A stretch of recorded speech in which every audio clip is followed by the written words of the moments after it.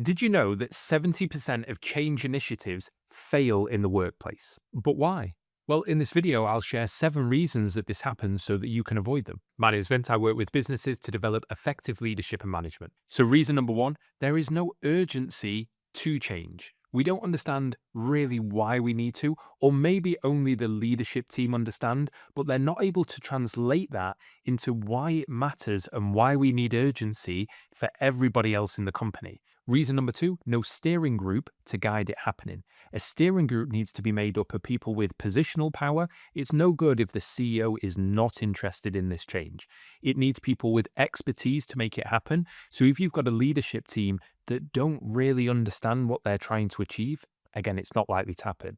And then it also needs to be made up of people with credibility and reputation in the rest of the company. If you've got someone on the steering group that is well respected and loved by the team and they say, yeah, I think this is a really good idea, it's much more likely to have legs. Reason number three, no clear vision of where we want to go and the metrics to measure that we've arrived.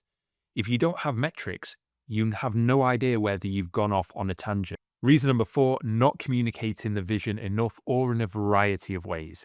Just doing an all hands meeting or sending out an email or putting in a couple of meetings, and then that's it. Which leads on to step number five, not addressing all of the obstacles. Most people focus on the ones that they can see. Processes need updating. We've done some market research. We need some new products to make this change happen. Absolutely.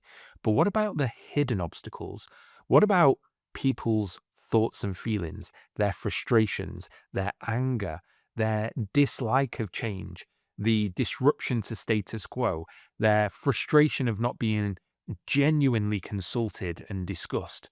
All of these feelings creep up, and the chances of change being successful when team members don't feel valued, seen, or heard means that it drops dramatically. Reason number six that change fails, no short-term wins. And reason number seven that it fails, it's not embedded in the culture.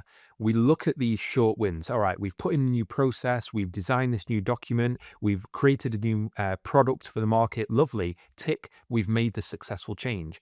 But once that honeymoon period's over, once those short, quick wins are seen, does that energy turn into discipline on the back end? In other words, if you were to stop talking about the change, would people continue the new behaviors or processes that we've embedded, or would they go back to the old way of doing things? And often this is one of the issues that we see is all of the short-term wins look great, but when it doesn't translate into prolonged behavioral change, then it may well have been a waste of time. So if you're about to go through a change, consider these different steps and start planning them in as much detail as possible. I hope this helped.